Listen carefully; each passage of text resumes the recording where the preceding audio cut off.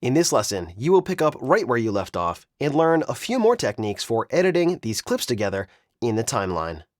So picking up from the last lesson, what I'm trying to do here is find the spot where Cheryl says, "Hi, my name is Cheryl Ziegler," in this first clip, and then get rid of all the stuff that's after that. So let me click and drag and find that spot here.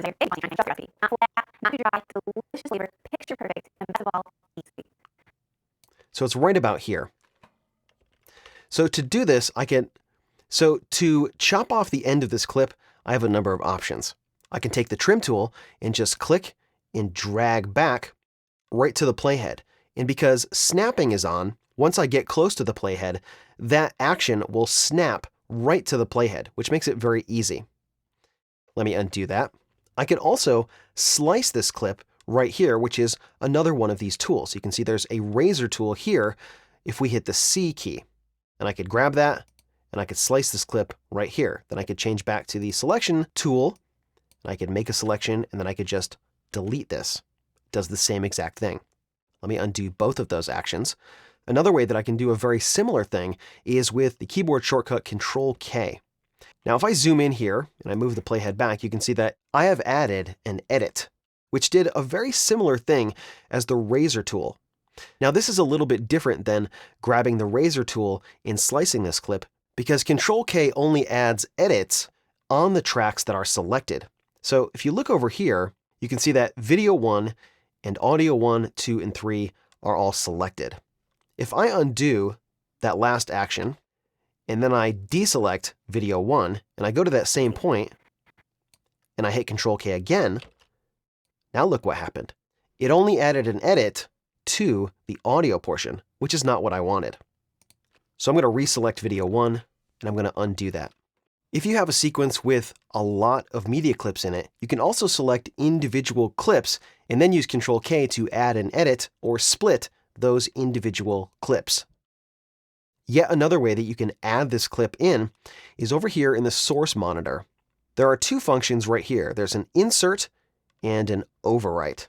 This will add this clip to my sequence wherever the playhead is located, and it will add this clip to whichever video and audio track are selected for the source patching. So let me zoom out here and I'll show you what that means.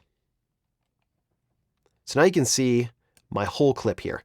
And so I want to add this clip right here. If I press the insert button, that's going to insert this clip, and everything to the right of this clip is going to get scooched to the right. So it's basically making room or making space for this clip to go, and then it's inserting it on video 1 and audio 1.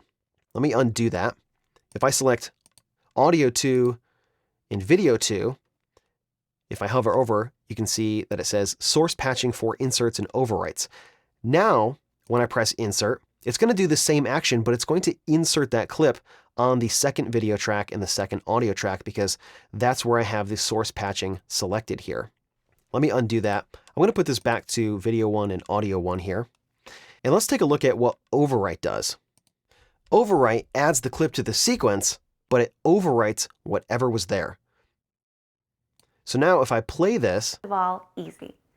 Hi, my name is Cheryl Ziegler, and in this video, it basically took this part of the clip and it overwrote directly over this clip, which is fine.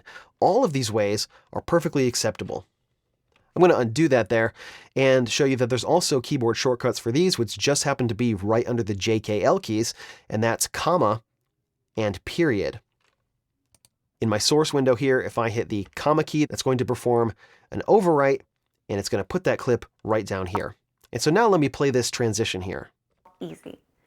Hi. It's a little bit weird. You can hear there's two breaths there. So let me zoom in on this position and see if I can refine that. Easy. Hi. I think what I'll probably do is take this part of the clip and just pull it to the right just a little bit by holding Control and performing a ripple edit. Easy. Hi. That was a little bit too much. Let me scooch that back just a little bit by a few frames. Hi. Easy. Maybe I'll take this clip here and I'll just scooch it back with a ripple edit in this direction. All easy. Hi, my name is Cheryl Ziegler. Easy. Hi, my name is... So that's not the smoothest transition, but I'm going to clean that up by adding a cutaway shot.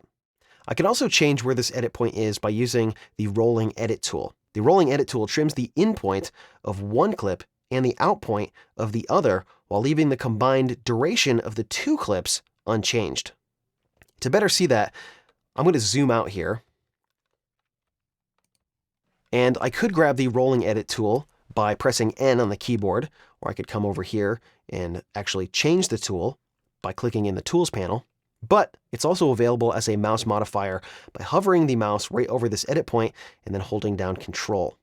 So if I click on this edit point and I pull this back, you can see what that's done there. It's moved the edit point, but it hasn't changed the length of these two clips combined.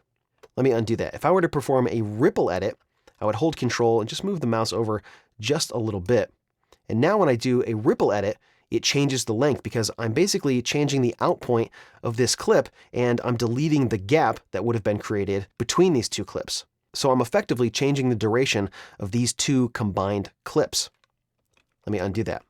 If I just perform a regular edit, the combined duration of these two clips has changed, but there's a gap in the middle.